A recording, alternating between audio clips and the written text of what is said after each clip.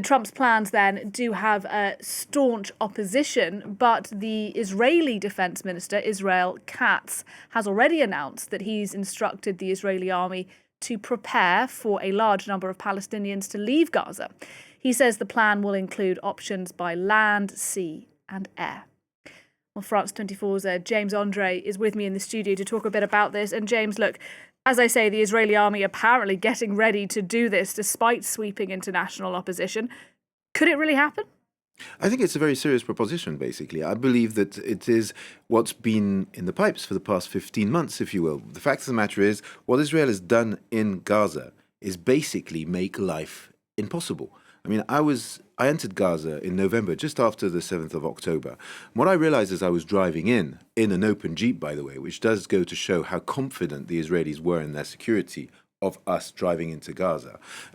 We were taken to Saladin Street, and on the way, what we discovered was that everything was leveled. What I mean everything is that for example, the fields were bulldozed. So basically, it does appear there was a plan to make basically the enclave inhabitable. If you speak to witnesses over there, they tell you, look, all the houses are down. The UN says 70% of buildings have been destroyed. Also, there are no schools, no hospitals.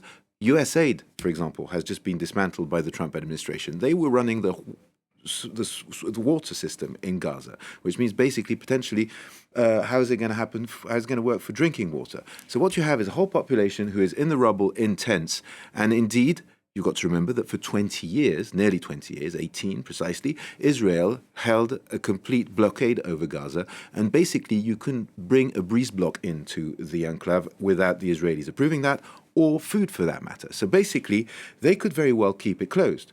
And what we are seeing now also is the Palestinian Authority from the West Bank, who is now dealing with the Egyptians to open up the Rafah crossing and let aid in. Now, this aid is going to arrive in the south. If you have a family and you're sitting on the rubble of your house in the north of Gaza, you're very probably going to move south for a starter to try and get some of this aid, food, help, and make just basically livable conditions. If the Israelis decide to keep the enclave completely closed on their side, they will be naturally, mechanically pushing the population down south.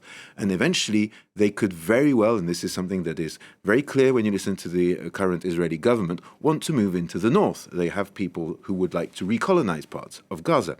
So, this would not be people with guns forcing people into trucks to push them out of Gaza. This is more of a plan in which life being made totally impossible in Gaza, while people would be basically offered the opportunity to leave. That is much more what's at stake here. Now, the big question is, where would they go? And there again, the United States has leverage with Egypt, whose economy is in a very dire situation indeed. And as you know, the $1.3 billion a year that are given in military aid by the United States to Egypt because of the Camp David Accords. Also, there's a lot of aid in itself. It's the same situation without the military aid, but there's also, Jordan also runs on a lot of American aid and money being injected into the system. So obviously these two countries, if Donald Trump were to do one of his, okay, this is it, we're cutting everything off scenarios, would be very much pushed to try and find some sort of solution. Look, one thing that is clear, James, amid all of this is, should that happen, should that plan unfold and Palestinians be permanently, effectively, forcibly displaced from Gaza, it's illegal. It's a breach of international law.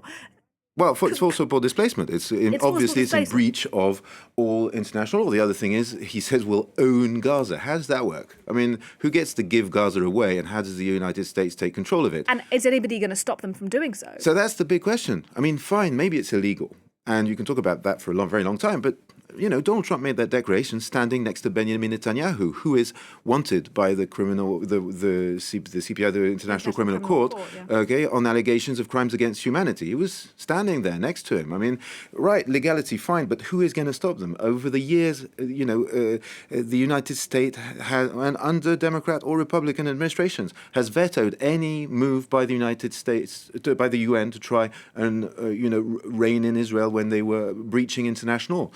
Or, if they want to do it, I don't see anyone who can militarily or otherwise actually prevent this or stop this from happening. That's the one thing. Then, of course, there is the Palestinians themselves. Now, they have demonstrated by walking back up north when the northern part of Gaza was reopened that they definitely want to stay. But then again, they need to be backed if that is going to happen. And of course, you could expect a wave of violence and potential terrorist attacks all over the Middle East and Europe if this does happen, because of course it is utterly unacceptable to most of the Arab world. And look, we know Donald Trump is an unpredictable character. There will be people, I'm sure, behind the scenes who are kind of trying to explain some of the complexities and the challenges of this scenario to him. Do you think he might have an ulterior motive here? Oh, that's a very big possibility. Now, it's true that what we're seeing is the administration just saying, this is going to be temporary, this is going to work. Right. I mean, obviously, the Palestinians know full well that if they leave the territory, they will probably not be left to return. But when it comes to an alternate plan, yes, Hamas has just announced that they wanted an Arab country summit. Yes, potentially what Donald Trump is trying to do here is hopefully jumpstart negotiations and discussions with regional powers in order for them to come up with an alternative plan by which, for example, you could cite the Abraham Accords. Donald Trump, we know, would like to see Saudi Arabia sign on to those accords. Saudi Arabia could say, right, forget the Gaza plan, make it very clear that that's not going to happen, and we will sign and we will eventually rebuild Gaza and come up with some, governance system. But it's true that maybe Donald Trump is just trying to start the discussion. He's just putting the worst case scenario on the table. But is it credible? Is it a credible threat? Potentially it is.